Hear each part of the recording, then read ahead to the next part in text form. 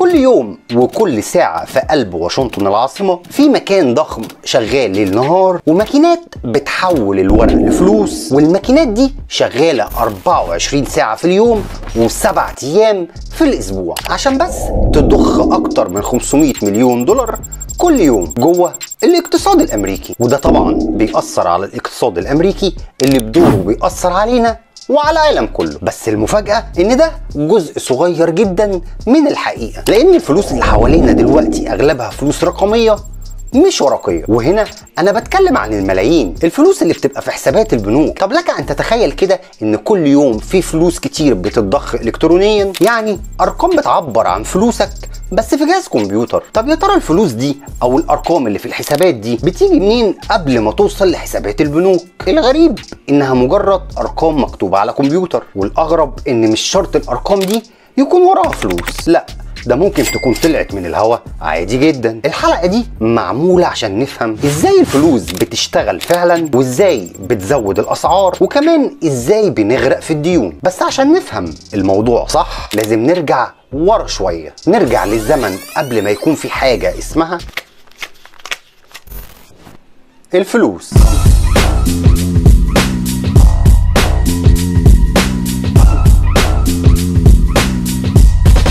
اهلا بيك في قناة هاني ماني، ولو انت جديد في القناة فاحنا هنا بنقدم قصص حقيقية عن الشركات وعالم البيزنس. وحلقة النهاردة عن عالم البيزنس. من آلاف السنين كان في فلاح محتاج أداة جديدة عشان يشتغل بيها، راح لصانع الأدوات وقال له أنا عايز الأداة دي. المشكلة إن الفلاح ما كانش معاه حاجة يديها لصانع الأدوات مقابل الأداة اللي هياخدها، وساعتها اتفقوا إن الفلاح هيكون مدين للصانع بحاجة مقابل الأداة دي، ولأن في ثقة بينهم الصانع وافق. وده اسمه الوعد بالقيمة في المستقبل، وكان بيعتبر وسيلة دفع أيام زمان. بعد كام أسبوع الفلاح رجع للصانع واداله أكل من مزرعته بدل الأداة، وبكده الصفقة ما بين الفلاح وصانع الأدوات تكون خلصت. ومع الوقت الموضوع بدأ يبقى أسهل أكتر لما الناس قرروا يستخدموا حاجات الكل محتاجها كوسيلة للتبادل، زي مثلا الحبوب أو الملح، حاجات كل الناس تقريبا محتاجاها فبقت ليها قيمة. ودلوقتي الفلاح يقدر يشتري الأداة ويدفع فورا بكمية حبوب محسوبة، والصفقة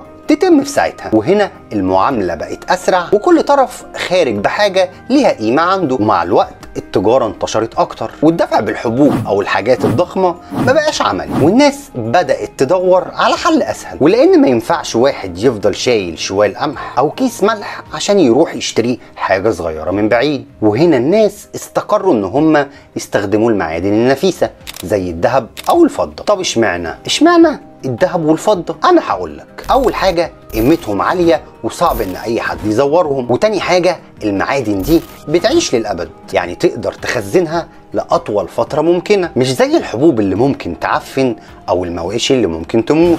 عشان كده الذهب والفضة بقوا الفلوس المثالية وقتها، ومن هنا التجارة فتحت أبوابها للعالم كله، وبقى فيه بيع وشراء في كل حتة في العالم، والذهب والفضة بقوا العملة الموحدة. بس كان في مشكلة، السفر بكمية كبيرة من الذهب والفضة كان تقيل وكمان خطير، ممكن أي قطاع طرق يسرقوك. ومن هنا بدأت فكرة جديدة للفلوس.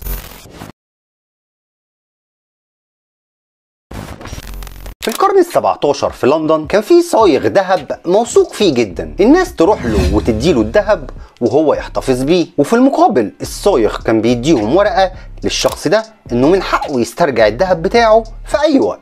الورقة نفسها ما كانش ليها قيمة، لكن بقت زي ايصال معتمد عند الناس، والناس بدأت تتعامل بالايصال كأنه هو نفسه الذهب. طيب ازاي؟ هقول لك.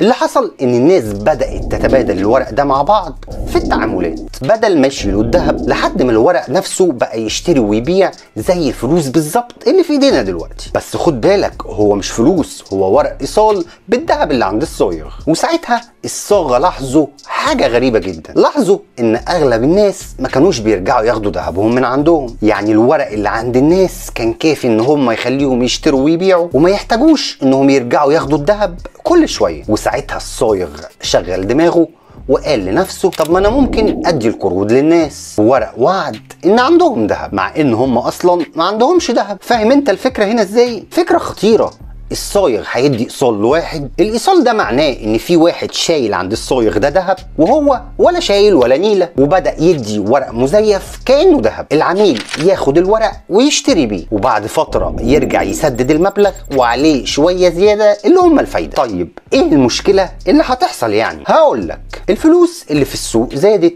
لان في ايصال جديد نزل السوق من غير ما يكون في ذهب جديد انتج او اتشال عند الصايغ. يعني مثلا لو الصايغ عطى قرض الواحد بورقه قيمتها 100 عمله من الذهب، فالواحد ده يقدر يصرف الورقه ويشتري بيها بضاعه وبعدين يبيعها، وفي الاخر يرجع للصايغ 105 عملات من الذهب، 100 الاصل و5 الفايدة، وكده الصايغ كسب 5 عملات من الهوا، والفلوس اللي في السوق كبرت من غير ما حد ما يضيف ذهب حقيقي. النظام ده بقى هو اساس البنوك الحديثة. بدلنا الصايغ بالبنك، والورق النقدي اللي مكتوب عليه وعود بالفلوس الرقمية اللي في حسابنا دلوقتي. وبما ان النهاردة كل حاجة بتتباع وبتدفع بالشكل الرقمي، انت فاكر ان البنك بيخزن فلوسك ويحافظ عليها في الخزنة، بس الحقيقة اللي بيظهر قدامك في حسابك على الشاشة مجرد وعد ان البنك مديون لك بالرقم اللي قدامك على الشاشة. يعني لو حسابك فيه 10000 جنيه، ده مش معناها ان خزنة البنك فيها 10000 جنيه